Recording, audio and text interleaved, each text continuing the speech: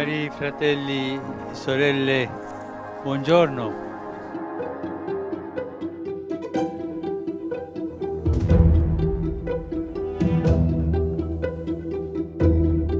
Mais de 15 anos depois, um Papa voltou à janela do Hospital Gemelli para presidir a recitação do Ângelus. Francisco mostrou-se sorridente na primeira aparição pública depois da operação de 4 de julho e quis sublinhar a importância dos serviços de saúde.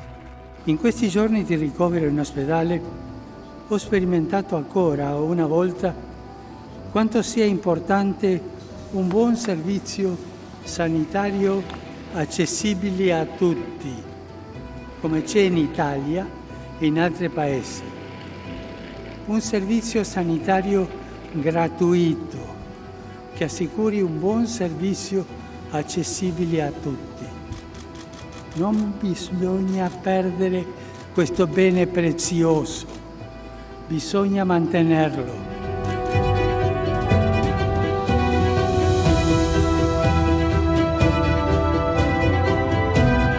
O Papa quis encontrar-se com pacientes da vizinha enfermaria de Oncologia Pediátrica e as suas famílias que lhe tinham enviado um postal a desejar as melhoras. Francisco mostrou-se atento ao sofrimento dos outros, como sempre, e em troca recebeu mensagens de todo o mundo e alguns presentes especiais, como flores de pessoas em situação de sem-abrigo acolhidas no Vaticano.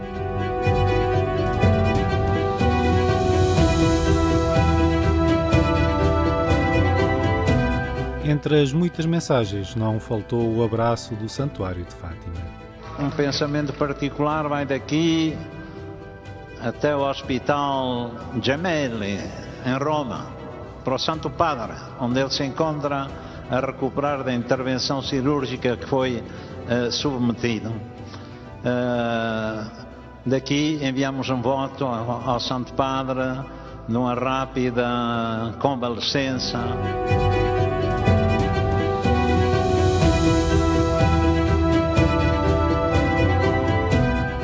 Após a alta desta quarta-feira, o Papa vai recuperar no Vaticano num mês de julho que, como é habitual, não tem compromissos públicos.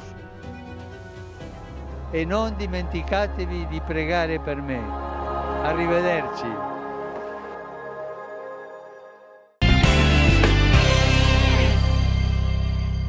Seguimos desde já para a análise a estes acontecimentos com Otávio Carmo, chefe de redação da agência Eclésia. Otávio, boa tarde. Boa tarde, Paulo. Obrigado por estares aqui no programa Eclésia.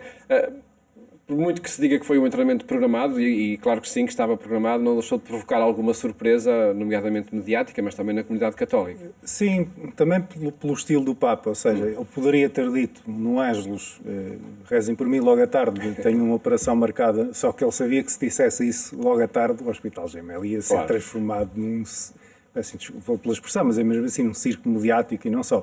Portanto, teve essa opção de ser o mais discreto possível, que tem um perfil, né, de personalidade, de não querer atrair sobre si as atenções, mas também tem outro de lado, que é nós que não sabemos as informações ficamos um bocadinho angustiados. E o momento assim mais complicado, até em termos jornalísticos, foi o domingo à noite, porque parece que a operação se prolongou mais do que seria expectável, e até chegar àquele primeiro comunicado a dizer que tinha corrido tudo bem e podemos ir todos dormir descansados, foi assim um momento um bocadinho mais tenso. Mas a partir daí, de facto, as coisas correram como estavam previstas. E eu acho que aquilo que foi sublinhado no início do programa é muito importante.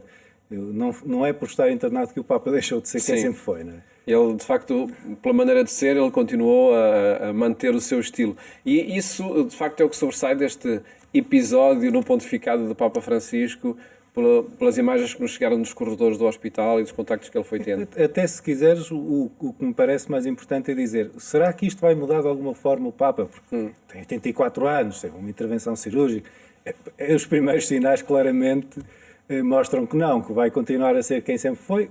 Ele já vive com limitações próprias da sua idade, da saúde, de alguns problemas que tem, são conhecidos. O mais famoso, provavelmente, antes deste episódio, era a questão da ciática, e tem-se adaptado sempre. E estes gestos de ir visitar as crianças que estão internadas, de no primeiro discurso que faz querer sublinhar não tanto a sua pessoa, mas a importância dos serviços de saúde e dos serviços de saúde que são acessíveis a todos, que foi aquilo que estivemos a ver na sua intervenção, parece-me bastante importante, ou seja, o foco não se perdeu neste momento, é um momento que, enfim, por mais que queiramos, é sempre um momento delicado, é uma intervenção cirúrgica, com anestesia geral, qualquer pessoa que esteja a ouvir e que perceba minimamente o assunto sabe que há sempre riscos. A idade do Papa também, não é? Felizmente correu tudo bem, mas ele mostrou que estava para lá dessa preocupação, não é? A preocupação esteve sempre com os outros doentes, com as outras pessoas que estão nesta situação, com quem ainda está pior. Uma imagem muito marcante com as crianças que estavam ao lado, não é? no serviço de oncologia pediátrica. Isso é muito marcante. Fez questão de que algumas delas o tivessem acompanhado à varanda, foi visitá-las, elas mandaram desenhos ao Papa. Houve aqui uma espécie de um diálogo, enfim, com as limitações próprias até do momento de pandemia que vivemos, mas também da delicadeza da situação de saúde das crianças. Mas aqui momentos de intercâmbio muito interessantes, ou seja, o Papa não deixou de ser, se quisermos do ponto de vista católico, não deixou de ser um pastor por estar internado. Isso é um gesto, eu acho que é uma atitude muito, muito simbólica.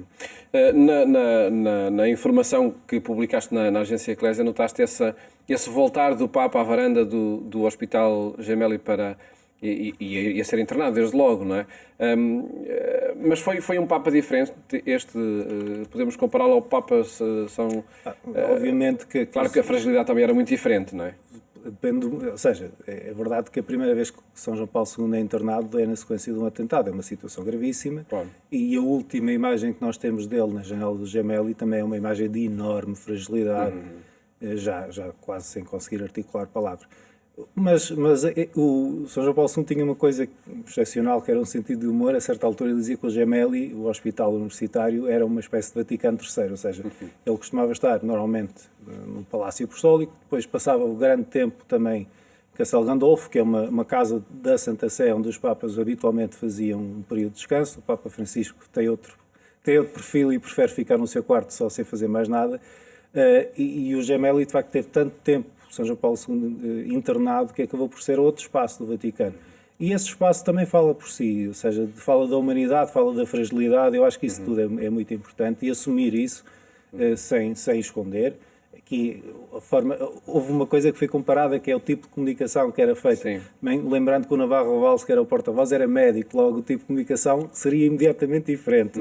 O Mateo, que é nosso amigo, o Mateo Bruni, que é o atual porta-voz do Vaticano, é jornalista, portanto tem muito mais conteúdo, muita informação, mas isso também corresponde, acho eu, ao que o Papa Francisco pretendia. Desde logo quando foi comunicado o tipo de cirurgia que ia ser feita... Informação muito contida e ainda apenas o essencial, para não se distrair com acessórios, porque efetivamente o Papa está internado, felizmente já teve alta, vai voltar à sua missão, e eu penso que ele quer que as pessoas estejam concentradas em tudo o resto, nas suas mensagens, nos gestos que ele teve, mesmo nesta situação.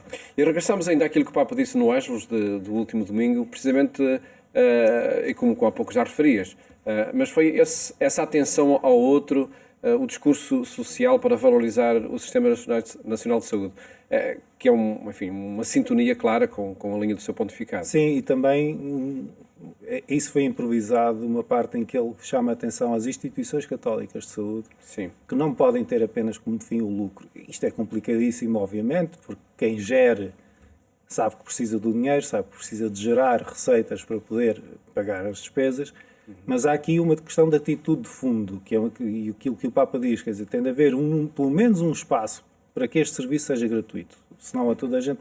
E isto tem de estar na mente de todos os que têm compromissos na área da saúde e que são de instituições católicas. Tal como eu digo, nós conhecemos várias, sabemos que têm dificuldades financeiras, que não são, pelo menos em Portugal, não são propriamente máquinas de fazer dinheiro, como acontece noutros países, mas há outros países em que eles são máquinas de fazer dinheiro. E este recado do Papa foi muito forte, não só para uma certa tendência de pensamento político, que até se identifica com a Igreja Católica noutras questões, que diz que o Estado não deve interferir nestas matérias e que deve deixar a iniciativa ao privado, e o Papa dizer, vejam como é, e a pandemia ensinou-nos muito isso, vejam como é importante que qualquer pessoa tenha acesso ao cuidado de saúde, independentemente dos seus rendimentos. E essa mensagem de ter sido dita ali naquele contexto parece muito forte, porque era um palco privilegiado para falar de saúde. Sem dúvida, e com o mundo inteiro voltado para ver como é que estaria o Papa. Sem dúvida, sem dúvida. Há pouco já o foste referindo, mas como é que podemos esperar agora a continuidade deste pontificado? Há uma coisa muito imediata, que as pessoas, também isso foi dito na peça, por norma o mês de julho do Papa é um mês de férias. Ele passa-o em Santa Marta, onde reside, mas não tem compromissos. Logo, isso vai ajudar bastante. Agosto também se prevê que os compromissos sejam a Audiência Geral e o Ângelos, portanto, eu penso que nos próximos tempos, até setembro veremos, quando tiver a viagem à Eslováquia e a passagem já está marcada, já está marcada. Isso também foi algo que me deixou minimamente descansado no domingo, ou seja, o Papa sabia que ia ser operado, mas nesse mesmo domingo, nesse dia 4 de julho, quis anunciar que ia em setembro à Eslováquia e que ia encerrar o Congresso Eucarístico Internacional na Hungria. Portanto, partia-se do princípio que não seria assim algo tão complexo quanto. Mas eu acho que vamos ter já em setembro, com esta primeira viagem internacional de pós-operação, um bom barómetro do que vai ser. A intenção do Papa é continuar. Isso aí parece-me. Há muitos compromissos internos e de viagens no exterior. Ainda agora, com vários responsáveis cristãos do Reino Unido, assumiu a intenção de novo de ir ao Sudão do Sul assim que for possível. É um país que tem uma guerra civil de muitos anos, é a mais jovem nação do mundo, mas tem muitos problemas para os resolver. E o Papa quer lá ir dar um sinal de esperança e de paz. E essa é uma viagem que eu acredito que em 2022 se possa concretizar. E também acredito que vai ser uma das grandes viagens do pontificado. Portanto, o Papa continua apontado ao futuro. Ele tem metas a cumprir, não é? E também vai lembrando. Como nós, 2023, com a Jornada Mundial da Juventude, esperemos que venha cá. O grande sino de 2023, que é um processo que começa já agora em outubro. Portanto, há muito que fazer e ele tem essa consciência, não me parece que tenha qualquer vontade neste Tudo a prever que, de facto, haja aqui uma continuidade. Sim, sem dúvida. Enfim, foi um episódio que está tratado. Sim, está. E até, do ponto de vista de ser programado, até coincide com esta lógica do mês de julho ser um mês de paragem, em que ele diz, bom, já que vou ter férias e que tenho que tratar mesmo disto, porque ele mudou de médico pessoal em fevereiro, isso foi tratado nessa altura e, portanto, esperou-se de fevereiro até julho para fazer a intervenção no período em que o Papa habitualmente descansa. Teve um descanso um bocadinho diferente este ano, mas vamos esperar que, lá está, olhando para o futuro, tenha sido um bom investimento que lhe vai permitir, certamente, melhorar pelo menos em termos físicos, melhorar, porque se tinha visto, até na viagem ao Iraque, que o cansaço e algum mal-estar já se fazia sentir. Otávio Carmo, obrigado por esta análise Obrigado. aqui aos acontecimentos da Semana do Papa Francisco e esperemos, de facto, que a saúde física saia daqui reforçada para este pontificado.